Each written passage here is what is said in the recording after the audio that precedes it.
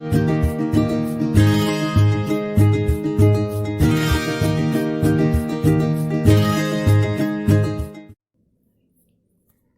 morning students, welcome to social class. Today we are going to discuss about water, wealth and agriculture in semester 2 book. Okay, what are the three things necessary to survive for the living things? Air, water and food are the three things necessary to survive for the living things. You know very well about the uses and importance of water, isn't it ma?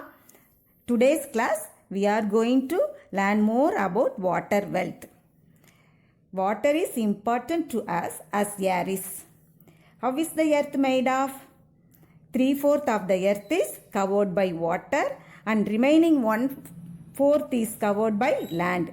That is nearly 70% of the earth is filled by water and remaining 30% is covered by land. But is all this water available for human consumption?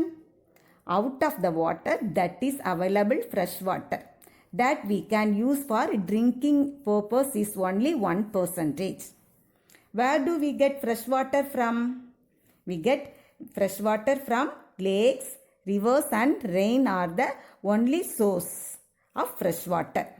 But rainfall is not uniform in all parts of the country. Some parts of the country receive too much rainfall, there we suffer floods, while the other parts that receive less or no rainfall for a long time suffer from drought. What is floods? A large amount of water covering an area that is usually dry. Drought means a long period of time when there is little or no rain. What is drought? Yeah, drought means a long period of time when there is little or no rain. And what is flood?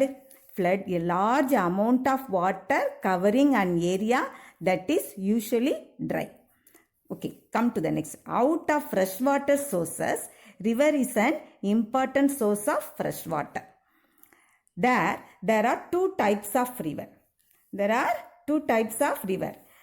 They are perennial rivers and non-perennial rivers. Now come to the perennial rivers. Rivers which are fed by glaciers and lakes have water all through the year and help in agriculture. This type of rivers are known as perennial rivers. Example of perennial rivers are the Ganges, the Yamuna, the Indus and the Brahmaputra and their tributaries. Next, come to the non-perennial rivers. These rivers are fed only by rain and become dry during the other months of the year. Perennial rivers are rivers fed only by rain and become dry during the other months of the year.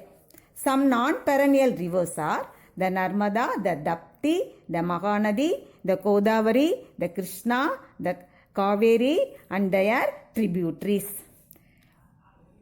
Monsoons are also unpredictable and this makes life difficult for farmers. And farming is dependent on a regular supply of water throughout the year. Farming is dependent on a regular supply of water throughout the year. Other methods of irrigations are necessary. Now come to that. The various methods of irrigation practiced in many parts of the world.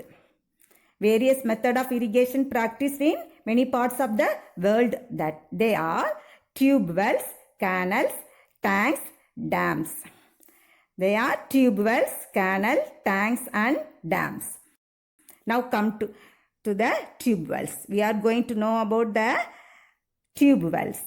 When the underground water is very deep under the surface of the earth, holes are dug and tubes are inserted into the holes to pump out the water. This is called tube well.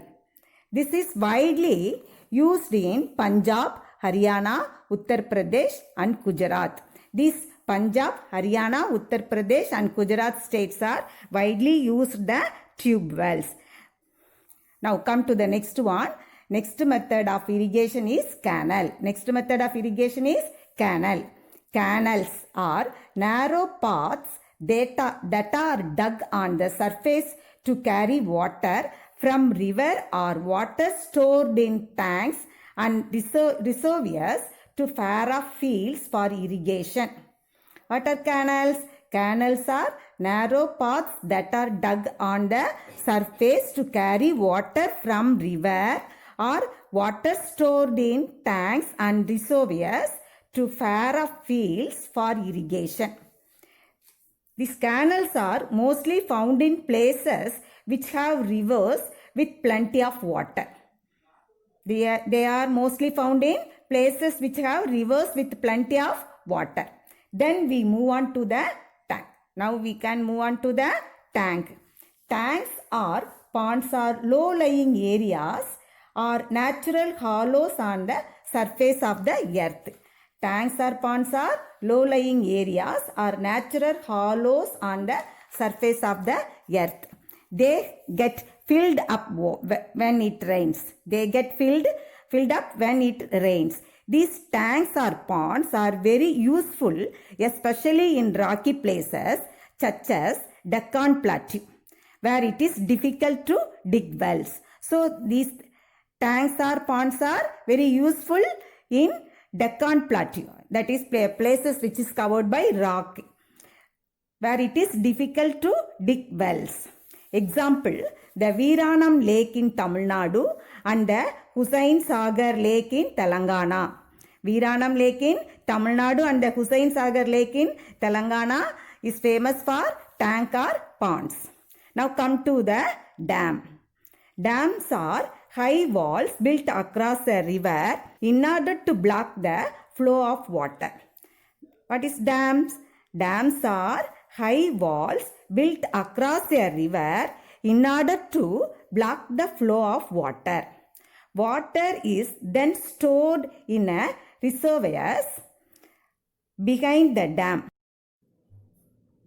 The flow of water is regulated by means special gates on the dam called sluice. Sluice gates which can be opened and closed. The flow of water is regulated by means special gates on the dam called sluice gates which can be opened and closed. Now come to the uses of dam. How are dams helpful to us? In a dam, water is made to full from a great height in order to spin turbines, which can generate electricity. This kind of electricity is called hydroelectricity or tidal power. During monsoon, dams helps to prevent floods along the banks of the river. During monsoon time, dams helps to prevent floods along the banks of the rivers. The water stored in reservoirs is released through canals to be carried to fields for irrigation.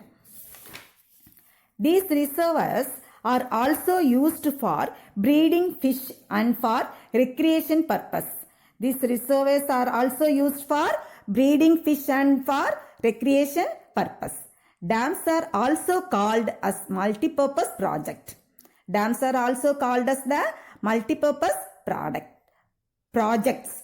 Some of the important dams in our country are Bakranangal Dam, built on the Satluj River in Himachal Pradesh. Bakranangal Dam built on the Satluj River in Himachal Pradesh. Then Damodar Valley Project, built on the Damodar River in West Bengal. Farakka Barrage, built on the Ganges River in the West Bengal. Sardar Sarovar Dam, built on the Narmada River in Gujarat. Hirakud Dam, built on the Mahanadi River in Odisha, which is the longest dam in India. When you Nagarjuna Sagar Dam, built on the Krishna River in Andhra Pradesh. Mattur Dam built on the Kaveri River in Tamil Nadu. Now we move on to the conservation of water. Move on to the conservation of water. Many regions in the world are facing water scarcity due to less rainfall. There is more demand for water due to increase in the population. There is also contamination of water by usage of chemical fertilizers and pesticides, untreated sewage from industries, households and so on. So water is a precious source and we need to use it wisely in order to conserve it. Now we are going to learn how to save water. We are going to learn how to save water. Some ways are: close tap when not in use and check for leakages. Close tap when not in use and check for leakages. Ensure rainwater harvesting by collecting rainwater in underground tanks for household use. Recycle used water. Plant more trees as forests reduce runoff water and improve water retention by the soil. Plant more trees as forests reduce runoff water and improve water retention by the soil.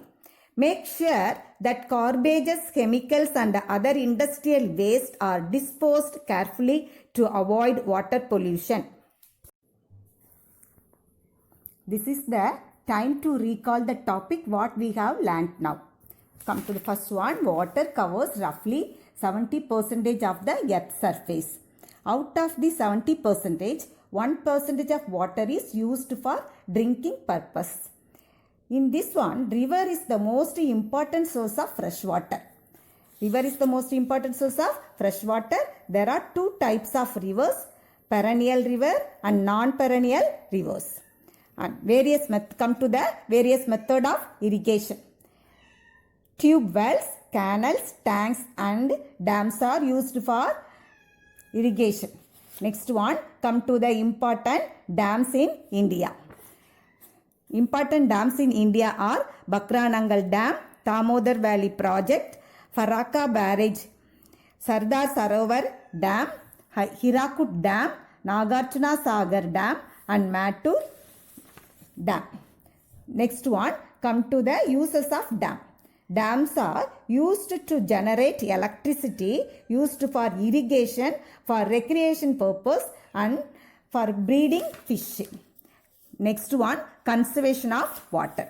How to conserve the water? Nowadays, there is more demand for water due to increase in the population and also scarcity due to less rainfall. So we should conserve the water by close the tap when it is not in use and check for leakage, and every house should have a rainwater harvesting by collecting rainwater in underground tank for the household uses. Recycle the used water, plant more trees.